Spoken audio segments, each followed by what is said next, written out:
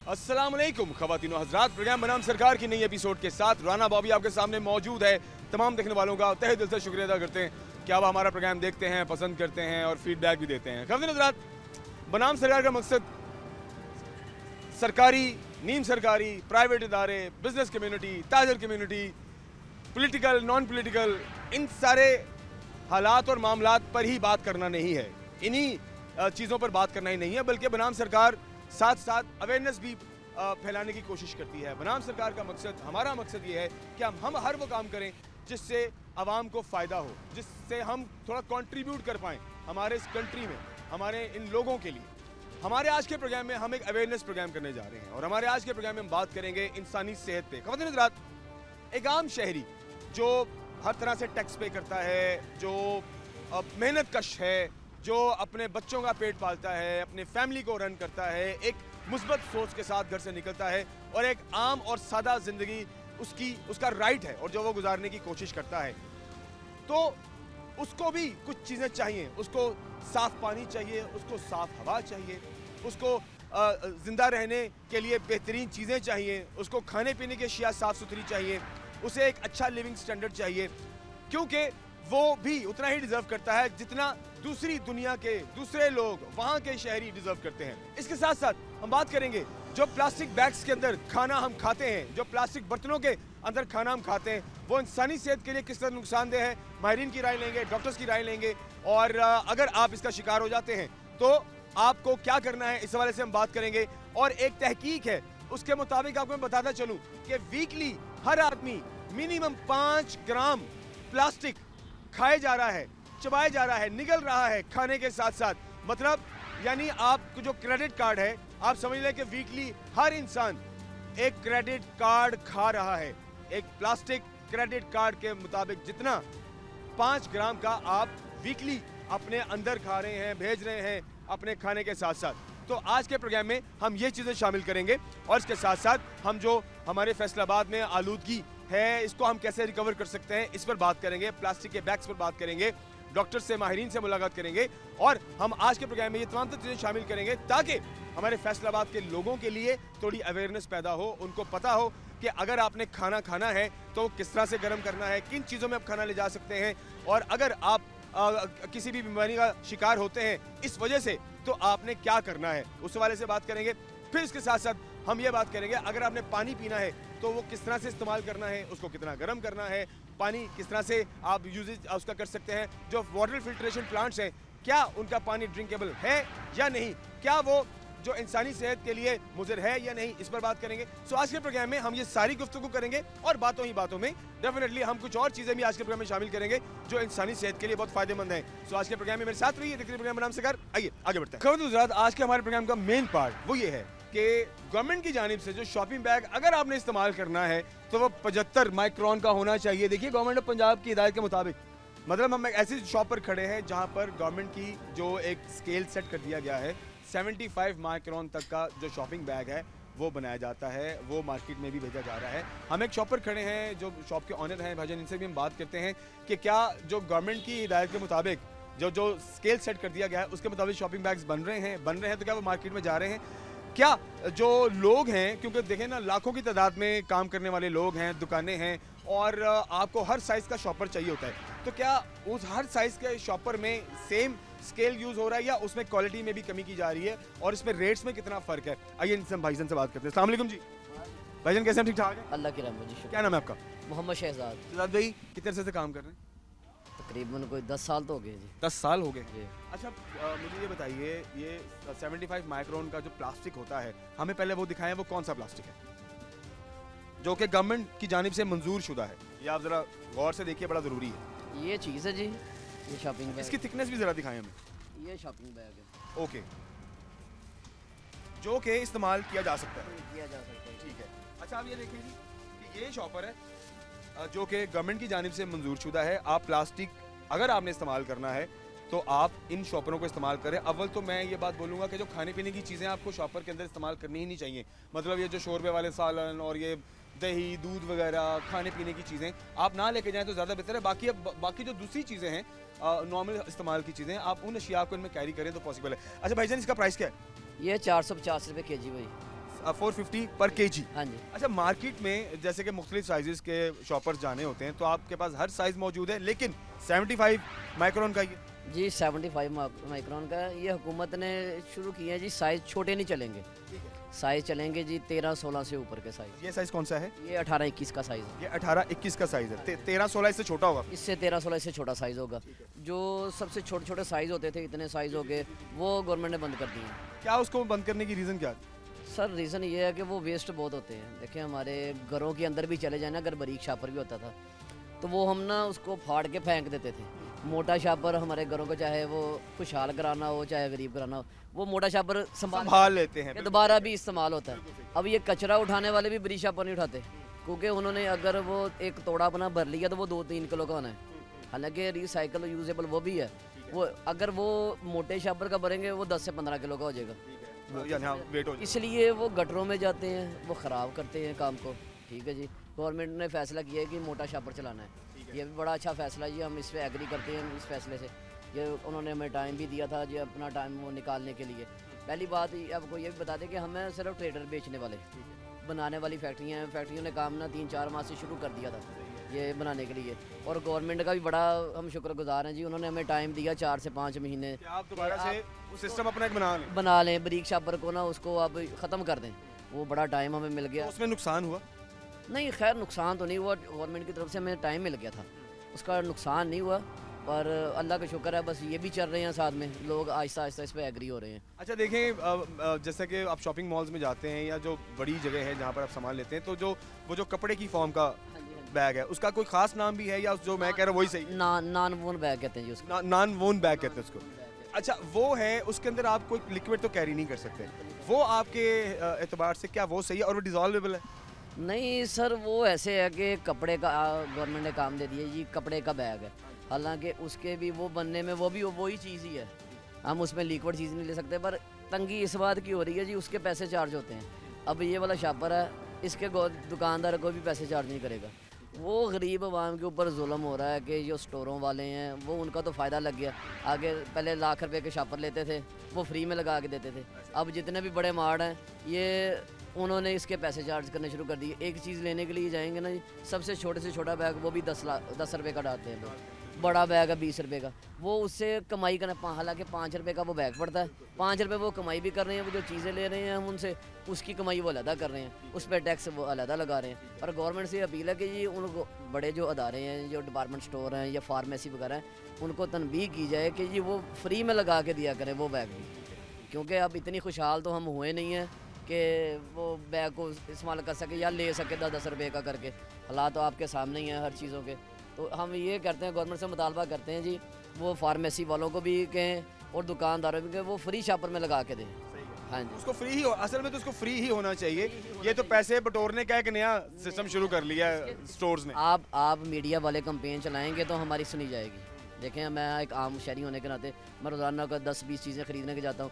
मैं अगर 10-20 चीज़ें ख़रीदते हुए 200 रुपया 300 रुपये सिर्फ बैगों में एक्स्ट्रा दे दूँगा तो मेरे घर का किचन कैसे चलेगा, मेरा कैसे? ऐसे कितने ही लोग हैं जो ऐसे इसका इस्तेमाल करते हैं। शापर की इजाज़त ये है ना कि कोई दुकानदार इसके पैसे वसूल नहीं करेगा। ये पैसे तो कीमत बहुत कम है। कीमत ना भी, एक शापर है जी, एक लफ्ज़ है, एक शापर है, इसकी कीमत कोई वसूल नहीं करेगा। अगर नॉन वोन बैग चलवाने हैं गवर्नमेंट ने, वो हम बेच भी रहे हैं, बना रहे हैं। लोगों की कुव्वत ख़रीद नहीं है। अब इतने देखें, वो 1 किलो के अंदर पहले वो शापर चढ़ते होते थे 150, अब वो चढ़ रहे हैं 70 के करीब। आपके पास ऑर्डर आ रहे हैं? नहीं, ब्रीक शापर के तो ऑर्डर आ नहीं रहे। पंजाब के अंदर कंपेन चल रही थी ना, 5-6 महीने की कंपेन चल रही थी, इसलिए कोई तंगी नहीं हुई। बाकी दूसरे सूबों के अंदर ना देखें, ये जो फ़र्क आ रहा है ना, हमारे 4 सूबे हैं 5 सूबे हैं, सिर्फ पंजाब के अंदर ही ये बात हो रही है कि ये शापर इस्तेमाल करना तो मोटा करना है, कि बहुत ज़्यादा मोटा शापर करना है। बाकी 3 सूबे उन्होंने भी बैठ के फ़ैसला किया जी 30 माइक्रोन शापर चला लिया जाए तो ये बेस्ट है, ये यूजेबल भी है, दोबारा इस्तेमाल बायोडिग्रेड भी है शापर। सिंध में भी यही चल रहा है, KPK में भी यही चल रहा है, बलूचिस्तान में भी चल रहा है, गिलगित बल्तिस्तान में भी शापर चल रहा है। सिर्फ पंजाब के अंदर जी ये उन्होंने किया हुआ है। अगर हाँ सारा मुतफ़क़ा फ़ैसला होता पूरे पाकिस्तान का तो हर बंदे ने कर लेना था। अब हम पंजाबी होने के नाते हम ये कह रहे हैं हम पे तो जुल्म भी हो रहा है भाई, बात ज़ाहिर सी बात है जी, हम ये कहेंगे हम पे जुल्म भी हो रहा है, क्योंकि कारोबार है ना, मसला हो रहा है। डंके की चोट पे हमसे पैसे भी वसूल कर रहे हैं सामान वाले, वो दुकानों वाले या मार्ट वाले, मेडिसन वाले पैसे भी हमसे, और उसके ऊपर चीज़ों पे लेस भी कोई नहीं है सर। वो तो थोड़े 2 रुपये बने होते हैं वो भी काटते हैं, हालांकि 8 रुपये का नुकसान हो जाता है। सिक्के तो कोई जेब में रख नहीं सकता ना। हाँ जी। अब ये गुजारिश ये है कि सारे चारों सूबों के अंदर, 5 सूबों के अंदर एक कानून होना चाहिए। 30 माइक्रोन का शापर है, उसकी इजाज़त है, वो बड़ा बेहतरीन शापर है। मैं उसको आपको दिखा देता हूँ जी। जी दिखाइए बिल्कुल। अच्छा, लेकिन मुझे एक चीज़ बड़ी इसमें फील आ रही है जो कि मैं आपसे पूछना चाहूँ। पहले आप मुझे 30 माइक्रोन का शॉपर दिखाएं, फिर एक सवाल है मेरे पास बड़ा ज़रूरी, जो कि हमारे आज के प्रोग्राम के लिए उससे ऑफ कोर्स उसमें बड़ा ही खास अहमियत रखता है, क्योंकि हमने शुरू में बात की है कि जो प्लास्टिक के बैग्स, इनमें जो खाना आप घर लेकर जाते हैं, गरम गरम चीज़ें, जब आप इसमें दूध दही वगैरह इस्तेमाल करते हैं तो वो उसके अंदर प्लास्टिक ऐड होता है और जो इंसानी जिस्म के लिए इंतहाई नुकसानदेह है। फिलहाल हम 30 माइक्रोन का देखते हैं। इस पे आपके एक सवाल का मैं दे दिया जवाब। इसमें ना कैटेगरी होती हैं। ये शापर जो है ना, ये प्योर दाने का बना हुआ है। ठीक है, इसके प्योर दाने का मकसद ये है कि इसमें कोई केमिकल नहीं है सर। हम प्योर का मतलब, जब ये बर्तन है खाने के प्लास्टिक के इस्तेमाल कर रहे हैं, गर्म चीज़ उसमें डाल रहे हैं, वो क्यों नहीं ख़राब हो रही है उसमें, वो भी हमारे लिए नुकसानदेह है। ठीक हो गया जी। ये प्लास्टिक प्योर दाने का बना हुआ है। वेस्ट पे पाबंदी होनी चाहिए। जो इंसानी जानवर पे जैसे ब्लैक शापर है वो वेस्ट है बिल्कुल। ठीक हो गया। और ऐसे ही वाइट के अंदर भी शापर बनाते हैं जिसके अंदर सारी वेस्ट नज़र आती है। अब प्योर शापर, इसकी तो इजाज़त होनी चाहिए जी प्योर शापर की। ये देखें, ये 30 माइक्रोन से ऊपर है, 40-50 माइक्रोन है। अब ये इजाज़त दे दें, हर बंदे ने खुशी खुशी। अच्छा, इसमें मैं आपको बताता हूँ एक और भी लॉजिक जो कि रखी गई थी, वो ये थी कि ये तो डिसॉल्वेबल नहीं है। दूसरा, ये गटरों नालों में जाते हैं, सीवरेज के मसाइल में शॉपर का बहुत बड़ा किरदार है, फैसलाबाद में स्पेशली। ठीक है, तो इसलिए इसकी तल्फी पर काम किया गया कि चलो छोटे ये जो पाव के लिए एक माचिस लेने गए, एक छोटा सामान लेने गए, तो शॉपर अगर उसमें बाद में गली में फेंक देते हैं आप उसको, तो वो घूमता घुमाता आपके सीवरेजेस में जाता है और उसको डिस्टर्ब करता है। तो माहौल की आलूदगी को कम करने के लिए और सीवरेज के मसाइल को कम करने के लिए भी गवर्नमेंट ने ये जो प्लास्टिक के बैग्स थी इनको तल्फ करने की बात की थी। जी भाई, इसके ऊपर ना जब बात की थी जून के अंदर, ये 5 जून पे लास्ट दिन ये हुआ दिया हुआ था, हमारे जो बड़े हैं उन्होंने बात की थी इनसे बैठ के कि आप ना अपना अमला बढ़ा दें। हालांकि बारीक शापर वो भी यूजेबल है। ये शापर जो है ना जी, अगर आप इकट्ठे करके एक टीम बना देंगे, वो फैक्ट्री वालों को देंगे ना, फैक्ट्री वालों की जो मीटिंग हमारे सामने उसकी बातें आई हैं कि वो दोबारा जो है कि ना वो इस्तेमाल के काबिल होता है, वो इस्तेमाल के काबिल होता है। पर ये हमारी गवर्नमेंट की भी कोई सुस्ती है जी, वो इस चीज़ पे एग्री हो कि जी प्लास्टिक को हमने ख़त्म करना है, प्लास्टिक बैन को। प्योर की इजाज़त दे दें, हम तो रिक्वेस्ट कर सकते हैं जी, वो सरकार है, हम वो बंदा कैसे कर सकता है सर, एक राय दे सकता है। एक तो ये प्योर है, प्योर शापर की इजाज़त है, इसमें कोई साइड इफेक्ट नहीं है, इसके अंदर कोई वेस्ट के ऊपर आप पाबंदी लगा दें। अब गवर्नमेंट ने बड़ा अच्छा इकदाम किया है कि रजिस्टर्ड करने दुकानदार जो रजिस्टर्ड होंगे वो ज़ाहिर बात है वो कानून को फॉलो भी करेंगे। बस ये कर दें कि 30 माइक्रोन प्योर में शापर की इजाज़त दें। बाकी किसी की शॉप के अंदर, किसी फैक्ट्री के अंदर वेस्ट वाला शापर हो, उससे भारी से भारी जुर्माना किया जाए, पर पाबंदी लगाएं, जुर्माने लगाएं। सही है, प्योर प्लास्टिक की इजाज़त होनी चाहिए भाई। वो 30 माइक्रोन तक इजाज़त दे दें, वो आवाम का भी फ़ायदा होगा, आवाम भी खुशहाल होगी, कारोबार में भी ज़रा बेहतरी होगी, आवाम दुआएं भी देंगी। बहुत शुक्रिया, थैंक यू वेरी मच जी। आज प्रोग्राम में आगे बढ़ते हैं और मज़ीद से शामिल करते हैं। माहौल में बेहतरी लाने की जो कोशिश है वो जारी है और इस वक्त मैं मौजूद हूँ लारी अड्डा में। इंचार्ज लारी अड्डा हबीबुल्लाह साहब हमारे साथ मौजूद हैं। हबीब भाई का भी बहुत शुक्रिया, कीमती वक्त में से इन्होंने भी 2 मिनट दिए हैं, इन्होंने भी जाना है। हबीब भाई, मैं बात करूँगा आज के प्रोग्राम में जो गाड़ियों की फ़िटनेस सर्टिफिकेट्स थे, क्योंकि पिछले दिनों में स्मोक बहुत ज़्यादा थी तो फिटनेस पर काफ़ी जोर दिया गया। आजकल क्या सूरत है? काफ़ी बेहतरी है, लेकिन अभी थोड़े दिनों से दोबारा से शुरू हुई है, तो उसमें फ़िटनेस तो प्रॉपर गाड़ियों की हो रही है और चलती रहनी है। ये फॉर एवर है। गवर्नमेंट ने एक डिपार्टमेंट बनाया हुआ है, ये वो सेपरेटली वो इसको रन कर रहे हैं और रोज़ाना की बुनियाद पर ये रेगुलर अब ये 12 महीने रहेगा? जी 12 महीने और आगे भी चलेंगे इंशाल्लाह। ठीक है। और ये सुबह से लेकर शाम तक ये गाड़ियाँ को चेक करते हैं, तकरीबन कुछ 60-70 गाड़ियाँ रोज़ाना की चेक करते हैं और उनमें से कुछ फेल भी हो जाती हैं, जो पास भी हो जाती हैं, जो पास होने वाली नहीं होती वो फेल हो जाती हैं। अच्छा, मैंने जैसे देखा है, बहुत अच्छी बात है कि जो सरकारी इदारों की गाड़ी है, जैसे FWMC की गाड़ी है, वो भी यहाँ पर अपना फिटनेस सर्टिफिकेट, अपना फिटनेस चेक करा के गई है। वो पास हुई फेल हुई अलग बात है। ये वो वाहिद चीज़ है जो कि आवाम की तरफ से बहुत बड़ा एतराज़ था कि जी सरकारी महकमों की जो गाड़ियाँ हैं, इदारों की गाड़ियाँ, उनको तो आप देखते नहीं हैं धुएँ, और हमारी गाड़ियों के जनाब सर्टिफिकेट्स कैंसिल किए जा रहे हैं, आप हमारे चलान किए जा रहे हैं। ये जो स्पेशली ऐड किया गया है सरकारी इदारों की गाड़ियाँ, ये कब से शुरू हुआ है और ये आपके नज़दीक कितना खुशाइन है? ये सर बहुत अच्छा इकदाम है गवर्नमेंट का, डी साहब का बड़ा इनिशिएटिव है इसमें। और ये पिछले दिनों मीटिंग हुई थी, उसमें सारे डिपार्टमेंट्स को बुलवा के ना, बस डायरेक्टर कॉलेजेस आए हुए हैं, स्कूल के डायरेक्टर्स आए हैं, बाबडा के और सुई गैस के, तमाम महकमों को बुलाया गया था कि आप अपनी गाड़ियों को फिट करवाएं, और जिनके पास अगर वो वर्किंग डेज़ में नहीं करवा सकते तो स्पेशली उनको इतवार वाले दिन भी इनको बुला कर तो उनकी गाड़ियाँ फिट करवाई जाती हैं या उनको चेकिंग करवाई जाती है। जो मैं बात एक और चीज़ भी बड़ी ज़रूरी है। अब जैसे कि हमने माहौल में जैसे कि आलूदगी आपको पता है, स्मोक की वजह से ही थोड़ा ज़ोर हुआ। पहले भी ये काम हो रहा था लेकिन वो हमें पता नहीं था। क्या ये जिस तरह से अभी लारी अड्डा के अंदर ये स्पेशल इंस्पेक्शन सेंटर बनाया गया है गाड़ियों की फिटनेस चेक करने के लिए, ये पहले भी था? ये पहले था, जो सेक्रेटरी आरटी साहब उनकी टीम थी वो करती थी, ट्रांसपोर्ट डिपार्टमेंट की टीम करती थी। ठीक है। अब ये गवर्नमेंट ने एक प्राइवेटली कंपनी हायर की है, उनको ये पूरे इख्तियार दिए गए हैं कि आप गाड़ियों को जो मेरिट की बुनियाद पे जो गाड़ी फिट है उसको फिट करार दें, जो नहीं फिट है उसको ऑफ रोड करें या उनको दोबारा मेंटेनेंस के लिए वर्कशॉप भेजें। अच्छा, ये मैनुअल जब होता था तो मुझे काइंडली ये बताइए कि मैनुअल में मतलब क्या manual is like more easy, क्योंकि इसमें मैनली आप खुद कंप्यूटर तो शायद चीज़ें जिसमें जो फिक्स कर दी गई है कंप्यूटर तो वही चीज़ें देखनी है, लेकिन जो मैनुअली जब आप कोई बाई पर्सन जब कोई जाता है तो वो चीज़ों को चेक करता है, वो ज़्यादा आपके नज़दीक रिलायबल सोर्स है या ये जो कंप्यूटर सिस्टम बना दिया गया है जिसमें चेक्स बना दिए गए हैं जिसमें कहीं माफ़ी नहीं है? तो इन दोनों में कितना कोई फ़र्क है और दोनों में से बेटर क्या समझते हैं? सर ये बेटर है, ये क्वालिफाइड लोग हैं सारे, तो ये बेहतर अंदाज से चेक कर रहे हैं, पूरा प्रॉपर इनके पास सिस्टम है, कंप्यूटराइज सिस्टम है। बाकी ये जिस तरह ये डेक बना हुआ है इसी तरह इनको पूरे क्वालिफाइड लोग हैं, तो ये बेहतर अंदाज में चेक कर रहे हैं। ठीक है। अच्छा, मुझे इन दी एंड के आपने जाना भी है, हमने गुज़श्ता ऑफ द रिकॉर्ड भी बात की थी कि लारी अड्डे को अब रेनोवेट किया जा रहा है, रीडिज़ाइन किया जा रहा है, रीसेट किया जा रहा है, और क्योंकि फैसलाबाद में अब इलेक्ट्रॉनिक बसेस भी आनी हैं, इलेक्ट्रिक बसें आनी हैं, उनका भी एक दौर दौरा होगा, सिस्टम चलेगा, तो ये जो इसकी रेनोवेशन है मुझे बताएं ये कहाँ तक पहुँची है और आगे पेशरफ्त क्या है? इसमें ना डी साहब बड़ी दिलचस्पी ले रहे हैं इसमें। तो ये 18 तारीख को मीटिंग भी हुई थी DRT, उसमें भी ये सारा डिस्कस हुआ, प्लान डिस्कस किया गया, बल्कि वो लोगों जो कमेटी थी पूरी उसको सारी को वो दिखाया गया LED पर, और ये इंशाल्लाह इसकी एस्टिमेशन हो रही है और जल्द आपको एक खुशखबरी मिलेगी कि यहाँ पे काम शुरू हो गया। अच्छा, अभी भाई थोड़ा इधर आइएगा मेरे साथ। अच्छा, मैं अभी क्योंकि ये सिस्टम है हम पहले भी दिखा चुके हैं, हम देखने वालों को दोबारा भी दिखाना चाहते हैं।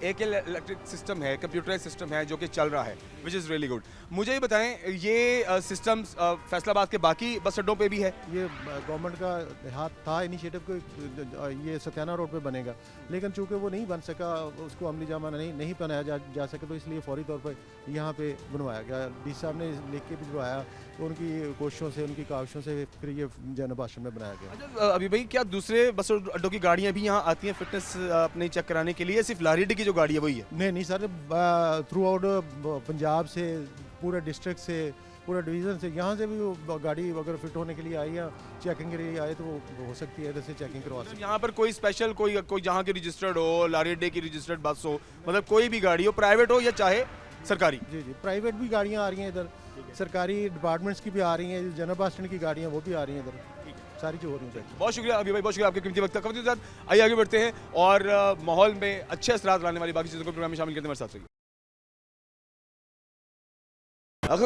जैसे कि प्रोग्राम के आगाज़ में मैंने बताया कि तकरीबन 5 ग्राम के करीब प्लास्टिक हम चबाए जा रहे हैं, खाए जा रहे हैं, हमारे खानों में वो तहलील होकर उनमें शामिल होकर हमारे जिस्म का हिस्सा बन रहा है और हमें पता ही नहीं है, और ये हम ये भी नहीं जानते कि इसका नुकसान किस हद तक है और ये कितना लॉन्ग टर्म आपको नुकसान पहुंचाता है और आपको पता ही नहीं चलता। हमारे साथ डॉक्टर अहमद फारूक साहब मौजूद हैं। आप हमेशा की तरह हमें वक्त देते हैं, आप MBBS हैं, FCPS हैं, फैसलाबाद में मौजूद होते हैं, और हम जब भी इनके पास आते हैं इनका शुक्रिया कि हमें अपने कीमती वक्त में से कुछ मिनट हमें देते हैं। डॉक्टर साहब, प्रोग्राम में खुशामदीद कहते हैं। Thank you very much. Doctor साहब, जैसे कि हम ऑफ द रिकॉर्ड भी बात कर रहे थे, एक तहकीक के मुताबिक तकरीबन वीकली 5 ग्राम प्लास्टिक हम खाने के साथ जो शामिल होता है वो हम खाए जा रहे हैं। मुझे कल ये बताइए, प्लास्टिक बैग्स के अंदर ये जो गरम गरम हम सालन, शोरबे, ठीक है ना, रेस्टोरेंट से खाना मंगा लिया गर्मा गर्म और ऐसे ही हम खा जाते हैं, और समटाइम हम घरों के अंदर भी जो प्लास्टिक के बर्तन होते हैं उनमें भी खाना रखते हैं और खाते हैं। सबसे पहले बताएं ये किस हद तक गलत है या नहीं है, सही है या नहीं है? अच्छा, आपने बहुत इंपॉर्टेंट पॉइंट उठाया है। बेसिकली जो डिस्पोजेबल प्लास्टिक हम यूज़ करते हैं, अब जैसे घर से निकलते हैं, घर से बर्तन लेके नहीं गए और बाज़ार वाले से कह दिया इसमें प्लास्टिक बैग के अंदर दही डाल दो, दूध डाल दो, फिर आते हुए गरम गरम, जी बिल्कुल, ख़ास तौर पे गरम गरम रोटियां उसमें डलवा ली और उसी तरह उठा के आ गए। तो जो डिस्पोजेबल प्लास्टिक है ख़ास तौर पे, इसी तरह दूसरे रेस्टोरेंट्स वाले डिस्पोजेबल प्लास्टिक बर्तनों के अंदर आपको पैकिंग टेक अवे कर देते हैं कि ये ले जाएं घर, उसी में हम ओवन में ला के रखते हैं और उसे गर्म करते हैं। तो ख़ास तौर पे जो डिस्पोजेबल प्लास्टिक है ये बहुत हल्का मटेरियल इसमें यूज़ होता है। इसमें एस्बेस्टॉस और आर्सेनिक के कंटेंट्स होते हैं जो कि बहुत ज़्यादा कार्सिनोजेनिक है। कार्सिनोजेनिक से मुराद ये है कि ये हमारी बॉडी में कैंसर का बाइस बन रहे हैं। और हाँ बिल्कुल, अभी रिसेंटली कैंसर के इंसिडेंस में बहुत ज़्यादा इजाफा हो गया है। आज से कुछ 10-20 साल पहले कैंसर के पेशेंट्स इतने ज़्यादा नहीं थे, अगर थे भी तो ओल्ड एज में कैंसर का इंसिडेंस था, यंग पेशेंट्स में कैंसर का इंसिडेंस कम था। लेकिन आने वाले वक्त के साथ साथ कैंसर के वकूफ़ पज़ीर में इजाफा होता जा रहा है और ख़ास तौर पे यंग पेशेंट्स 15-20 साल के, 30-35 साल के लोग जो हैं वो कैंसर का शिकार हो रहे हैं। अंदरियों का कैंसर हो रहा है, मैदे का, छोटी आंत का कैंसर। तो ये सारे मसाइल जो हैं उसमें एक मेजर रोल जो है वो प्लास्टिक कंटेंट्स का है। और ख़ास तौर पे जब हम इन्हें ओवन में गर्म करके इसमें खाने वाली चीज़ें इस्तेमाल करते हैं तो उसकी ये वजह बन रहा है। ठीक हो गया। तो डॉक्टर साहब ये जो हम ये भी मुझे बताइए, दफ्तरों में ज़्यादातर चाय जो है वो कई बार ज़्यादा बना ली जाती है और उसके बाद उसको गर्म करने के लिए ओवन का इस्तेमाल किया जाता है। स्पेशली जो ऑफिस में काम करने वाले, जॉब करने वाले लोग हैं, ये सवाल उनके लिए और ये बात भी उनके लिए है। मुझे ये बताइए, क्या चाय या खाना जिसको एक बार आपने गर्म कर लिया, नहीं खाया, पड़ा रहा, दोबारा आपने उसको ओवन कर लिया, क्योंकि वो चूल्हा जलाना, काम करना ऑफिस में ज़रा ये मुश्किल होता है, तो ज़्यादातर ओवन्स में ही खाने भी गर्म हो जाते हैं, प्लास्टिक के बर्तन होते हैं, उन्हीं में आप चाय भी दोबारा 2-2 3-3 दफ़ा गर्म कर लेते हैं कि ये चल यार ओवन कर ला। ये किस कदर नुकसानदेह है? देखिए इसमें भी अगेन हमें केयरफुल रहना चाहिए कि इसमें प्लास्टिक कंटेंट ऐड नहीं होना चाहिए। जैसे अब चाय जो है वो डिस्पोजेबल कपों में इस्तेमाल की जाती है ज़्यादा, तो उसमें कोशिश करें कि जो दूसरे हम कप रूटीन में इस्तेमाल करते हैं ऑफिस में, उन्हीं में चाय इस्तेमाल की जाए। और फिर कांच और चीनी के जो कप होते हैं आप, जी बिल्कुल, कांच और चीनी के कप जो है कन्वेंशनली यूज़ होते हैं वो ज़्यादा सेफ़ हैं, क्योंकि उनमें ओवन में रख के अगर मजबूरन गर्म करना भी है तो उसका कोई हिस्सा डिज़ोल्वेबल नहीं होता, वो डिज़ोल्व होके आपके ड्रिंकेबल के अंदर ऐड नहीं होता। जबकि आम हल्का डिस्पोजेबल प्लास्टिक जो है जब उसी में आप गर्म कर रहे होते हैं तो उसका कुछ पार्ट जो है वो डिज़ोल्व होके आपके ड्रिंक के अंदर ऐड हो जाता है और वही आप ले रहे होते हैं। और जब कंटिन्यूसली आप थोड़ी थोड़ी मिकदार में ले रहे होते हैं तो ये आपके बेहतर और आंतड़ियों में कैंसर का बाइस बन रहा होता है। डॉक्टर साहब देखें इसके सिम्टम्स में हमें तो पता नहीं, देखें कैंसर एक वाहिद मर्ज जो मैं समझता हूँ कि ये एक वो खामोश कातिल है जो एक ही दफ़ा अटैक करता है आपको, अगर आपको वक्त से पहले अगर उसकी तशखीस ना कराएं, ठीक है, तो हमें तो पता नहीं चलता। तो क्या बॉडी चेंजेस आपको कुछ ऐसा फील कराते हैं? मतलब आप फिज़िकली थोड़ा हमें ज़रूर गाइड कीजिए कि अगर आप इस तरह का कंटेंट अगर आप खा रहे हैं, चीज़ें आपके फूड के अंदर ठीक नहीं हैं, तो ये अलामात हैं जो आप अगर अपनी बॉडी में फ़ील करें तो just go to the doctor और आप उनसे ज़रूर डॉक्टर के पास जाएँ, तशखीस कराएँ। अच्छा, कैंसर में सबसे बड़ी परेशानी की बात ये है कि ये खामोश कातिल है। शुरू के कई महीने आपको इसकी कोई अलामत ज़ाहिर नहीं होती। अब जैसे अभी रिसेंटली कुछ दिन पहले अनफॉर्चुनेटली एक यंग पेशेंट थी, 32 इयर्स फीमेल, बड़ी आंत के कैंसर से उसकी वफ़ात हुई है। अब तकरीबन 2 से 2.5 साल पहले उसके जिस्म में खून की कमी होना शुरू हुई।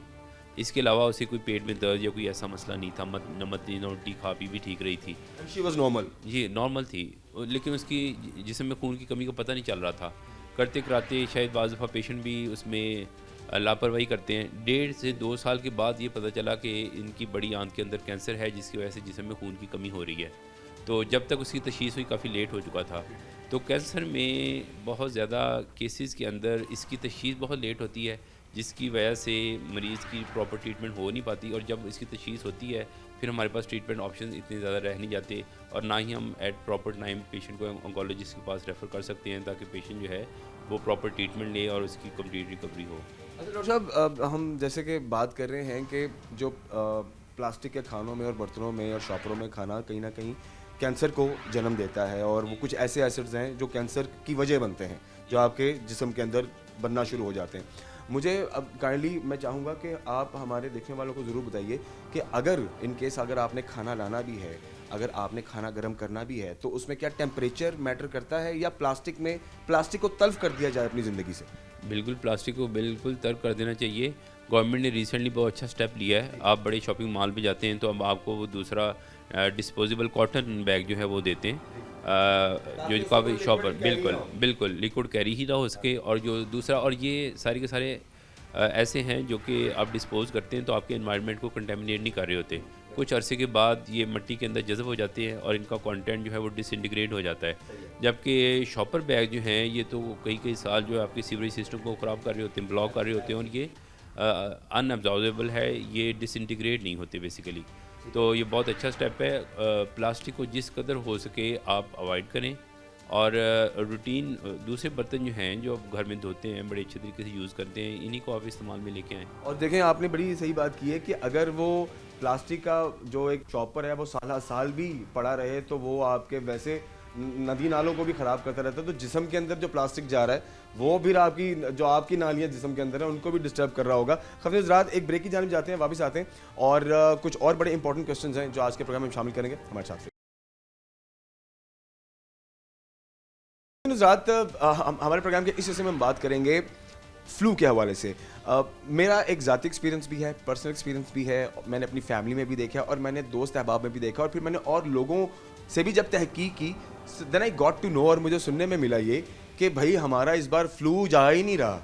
मतलब टेस्ट बड्स में भी कई लोगों को प्रॉब्लम आ रही है, ठीक है, कई लोगों को टेस्ट नहीं आ रहा, ये भी हो रहा है कई लोगों को, ठीक है। फ्लू हुआ है तो वो ख़त्म होने का नाम ही नहीं ले रहा, लोगों को बुखार भी चढ़ रहे हैं और कई लोगों को फ्लू होने के बाद दोबारा फिर फ्लू हो रहा है, ठीक है, और जिसके सिम्टम्स भी अजीब से हैं और जिसमें फिर पेशेंट की हालत भी बड़ी अजीब सी हो रही है, जिसम टूटते हैं एंड ऑल दैट। मैं डॉक्टर साहब से जानना चाहूँगा, डॉक्टर साहब इस बार मुझे ये मेरा फील है, आप काइंडली मेक मी करेक्ट अगर if I am wrong somewhere, मुझे लग रहा है कि इस बार जो जैसे ही सर्दियाँ शुरू हुई हैं, स्मोक से हमारी थोड़ी सी जान छूटी है, लेकिन जो फ्लू हो रहा है लोगों को, दैट इज़ नॉट नॉर्मल, वो नॉर्मल नहीं लग रहा, वो लग रहा है कि भाई इस बार कुछ अलग है। आपकी ऑब्जर्वेशन बिल्कुल ठीक है, लेकिन इसमें मैं आपको एक बेसिक फिनोमेना जो है वो बताना चाह रहा हूँ कि हर साल जो वायरल इन्फेक्शन होती है ये बेसिकली बदल बदल के आती है। हाँ जी, बिल्कुल बिल्कुल डिफरेंट वेरिएंट्स के साथ आती है। अक्सर जो सीजनल फ्लू होता है ये सारे के सारे क्योंकि वायरसेस होते हैं, तो वायरसेस के अंदर रिप्रोडक्शन जो है वो बहुत ही ज़्यादा फास्ट और रैपिड होती है। तो इतनी ज़्यादा फास्ट रिप्रोडक्शन में जैसे कि आपने किसी भी लिविंग ऑर्गेनिज्म में देखा होगा, हमारी जब नेक्स्ट जनरेशन आती है वो हमसे मुख्तलिफ होती है, उनसे नेक्स्ट जनरेशन आती है वो उनसे मुख्तलिफ होती है।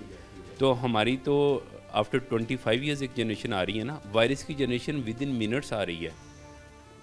इस मिनट के बाद अगले मिनट में उसकी औलाद पैदा हो रही है, फिर अगले मिनट में और औलाद पैदा हो रही है, और वो डिफरेंट वेरिएंट्स के साथ, और बिल्कुल डिफरेंट वेरिएंट्स के साथ आ रही है। तो मिनट्स के अंदर उनमें इतनी ज़्यादा जनरेशन्स आ रही हैं। नेक्स्ट जनरेशन जो होती है वो अपने वालिदैन से मुख्तलिफ होती है, ज़्यादा स्ट्रॉन्ग होती है, ज़्यादा पोटेंट होती है, ज़्यादा वाइबल होती है। ये एक बिल्कुल बेसिक सा फिनोमेना है। तो जिस तरह आपको याद होगा कोविड में बहुत ज़्यादा वेरिएंट्स आए थे, हर चौथे पाँचवें महीने एक वेरिएंट आ रहा था। तो इसी तरह चौथे पाँचवें महीने में बेसिकली जो वेरिएंट आ रहा था उसके आने का ये मतलब नहीं है कि इन 4 महीनों में कोई वेरिएंट आया ही नहीं, लेकिन 5 महीने के बाद उसमें जो वेरिएशन आती है वो इतनी टॉक्सिक होती है कि वो आइडेंटिफिएबल होती है और वो नोटिसेबल होती है।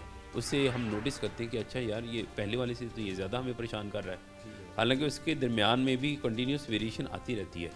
तो इसी तरह वायरसेस जो हैं ये नए से नए वेरिएंट्स पैदा करते रहते हैं। अब जैसे सीजनल चेंजेस आ रही हैं, हर साल में सर्दी के आने जाने का टाइम थोड़ा वेरी कर रहा है, और अजीब से सीज़न हो रहे हैं। आज से 10 साल पहले स्मोक का इतना वो नहीं था, लेकिन अभी पिछले 5-6 सालों से 7-8 सालों से स्मोक रिलेटिवली बढ़ रहा है, और इसका कोई स्पेसिफिक टाइम भी हम अभी नहीं बता सकते कि समटाइम्स फरवरी के महीने में परेशान करता है, समटाइम नवंबर में आ रहा है, दिसंबर में आ रहा है। तो इन सारी वेरिएशन के साथ साथ वायरस भी हमें परेशान करते रहते हैं। बजाय इसके कि वायरसेस हमें परेशान करते रहें, हमें अपनी लाइफस्टाइल में मॉडिफिकेशन लाना पड़ेगी। जैसे वो अपना काम कर रहे हैं, हमें अपना काम करना पड़ेगा। इसके लिए हमें हेल्दी लाइफस्टाइल अपनाना पड़ेगा, और इसके लिए हमें प्रिवेंटिव मेजर्स लेना पड़ेंगी जो कि जनरल मेजर्स हैं। जितने लिथल वायरसेस होते हैं उनके लिए साइंटिस्ट ज़ाहिर है डे एंड नाइट वो अपना काम कर रहे हैं। उनकी कोशिश होती है कि अच्छी से अच्छी वैक्सीनेशन लाई जाए ताकि लिथल वायरसेस को प्रिवेंट किया जाए।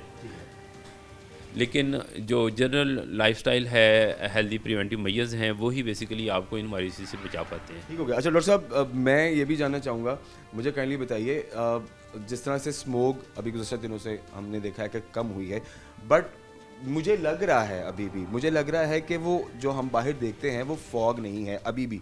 तो ये मेरी गलत फहमी है या आप भी मेडिकली ज़रूर मुझे बताइए, क्योंकि मुझे फील आता है कि अभी भी आंखों में जलन है लोगों के, लोग हमसे बात करते हैं, हम दोस्तों से भी अक्सर बैठकर डिस्कशन हो रहा होता है कि यार हवा में अभी भी स्मोक मौजूद है। ठीक है, तो ये जो धुआं छोड़ने वाली गाड़ियां हैं, इन पर हुकूमत ने काम किया, वो कम हुआ, उससे एयर में कोई फ़र्क आया, या ये जो ग्रीनरी है ये किस हद तक हमारे लिए ज़रूरी है, और फैसलाबाद में कोई ऐसा पॉइंट अगर ना हो तो फिर फ्रेश एयर हम कैसे हासिल कर सकते हैं? अच्छा, इसमें एक चीज़ आप ज़हन में रखें कि एक चीज़ है आपको नज़र आ रही है, एक चीज़ आपको नज़र नहीं आ रही। लेकिन अगर वो जैसे अभी बात हो रही थी, जब आप पीने वाला पानी रखते हैं तो सुन्नत नबवी के मुताबिक आप उसे देखते हैं। अगर उसमें कोई कीड़ा, कोई मच्छर होगा तो वो तो नज़र आएगा, लेकिन टोटल डिज़ोल्व सॉल्वेंट्स तो आपको नज़र नहीं आ रहे। समटाइम चीज़ आपको नज़र नहीं आ रही होती, लेकिन वो बेसिकली मौजूद होती है। तो इसी तरह स्मोक अगर आपको नज़र नहीं आ रहा, इसका मतलब ये नहीं है कि आपके फ़िज़ा जो है साफ़ हो गई है। गर्मियों में भी ये इसी तरह फ़िज़ा आपकी आलूदा होती है और उसमें टॉक्सिन्स इसी तरह से होते हैं। हाँ, अलबत्ता इसकी मैं आम कॉमन एग्जांपल समझाने के लिए ये देता हूँ कि जैसे हम सांस ले रहे होते हैं, गर्मियों में आप सांस ले रहे हैं लेकिन फॉग नहीं बन रही। सर्दियों में बच्चे वो घर से निकलते हैं स्कूल जाते हुए, वो कहते हैं ये देखो मैं धुआं निकाल रहा हूँ, तो सर्दियों में वो नज़र आ रहा है। इसी तरह स्मोक जो है सर्दियों में नज़र आ रहा है, गर्मियों में नज़र नहीं आ रहा। बट हवा के अंदर मौजूद है। बिल्कुल हवा के अंदर मौजूद है। हमने एयर को प्यूरीफाई करना है। हमने इस पे नहीं जाना कि अब हमें नज़र आ रहा है तो हम परेशान हैं और हमें नज़र नहीं आ रहा तो हम खुश हैं। तो इस चीज़ पे आप ना जाए। एयर क्वालिटी को हमने हर सूरत इम्प्रूव करना ही करना है, चाहे स्मोक विजिबल हो चाहे इनविजिबल हो। डॉक्टर साहब, एयर प्योरीफायर देखें घरों के अंदर तो अब जैसे कि हमने पिछले दिनों में देखा, लोग घरों में तो चले लगा लेते हैं, मगर अब घर से बाहर भी जाते हैं, तो अपनी हेल्थ के लिए, सेफ्टी के लिए कौन से मेजर्स हैं जिससे जिन्हें अगर हम डेली बेसिस में अपनी रूटीन बनाएं तो एटलीस्ट जो साफ़ हवा है वो काफ़ी हद तक हमें मिल सकती है? देखिए, इसमें मेरा ख्याल है कि 70 to 80% तो गवर्नमेंट लेवल पे मेजर्स होने चाहिए। जैसे हमें ग्रीन एनर्जी की तरफ शिफ्ट होना चाहिए, सोलर एनर्जी की तरफ शिफ्ट हों, फिर इलेक्ट्रिक कार्स की तरफ शिफ्ट हों। हमारा डीजल पेट्रोल जो है ये बहुत मैसिव अमाउंट के अंदर हमारी एयर को पोल्यूट कर रहा है। फिर फैक्ट्रीज़ हैं, ये हमारी एयर को पोल्यूट कर रही हैं। इसमें आम पब्लिक आदमी मैन जो है वो बेचारा कुछ भी नहीं कर सकता। ये सारे के सारे गवर्नमेंट मेजर्स होने चाहिए। हम जो कर सकते हैं वो अपनी सेल्फ प्रोटेक्शन कर सकते हैं। घर से निकले तो हम मास्क पहने, हम हेलमेट लगाएं, गॉगल्स लगा लें, चश्मा पहने, ताकि हमारी आंखों को, नाक को, गले को, इन चीज़ों को ये पोल्यूटेंट्स जो है वो डिस्टर्ब ना करें। और मेरे ख्याल से डॉक्टर साहब, क्या आप ये रिकमेंड करेंगे कि हम इसको अपनी लाइफ का हिस्सा बना लें? जी बिल्कुल, ये सारी चीज़ें हम बेसिकली कॉन्शियस उसको होते हैं जब चीज़ें हमें नज़र आना शुरू हो जाती हैं, या आप जैसे जो मीडिया पर्सनस हैं वो चीज़ों को हाईलाइट करते हैं और लोगों को अवेयरनेस होती है। अगर अवेयरनेस नहीं है, कोई हाइलाइट्स नहीं है, तो हम भी सो जाते हैं, हम भी भूल जाते हैं कि ये चीज़ें थी और फिर सब नॉर्मल है। तो ये चीज़ें नज़र आएँ चाहे ना आएँ, आप इन सारी चीज़ों को राउंड द ईयर अपने ऊपर अप्लाई करें और इन्हें हैबिट बनाएं। हमें कोशिश करनी चाहिए कि हमारे माहौल में जितनी भी बेहतरी हो सके उसमें हमारा कोई ना कोई पार्ट हो।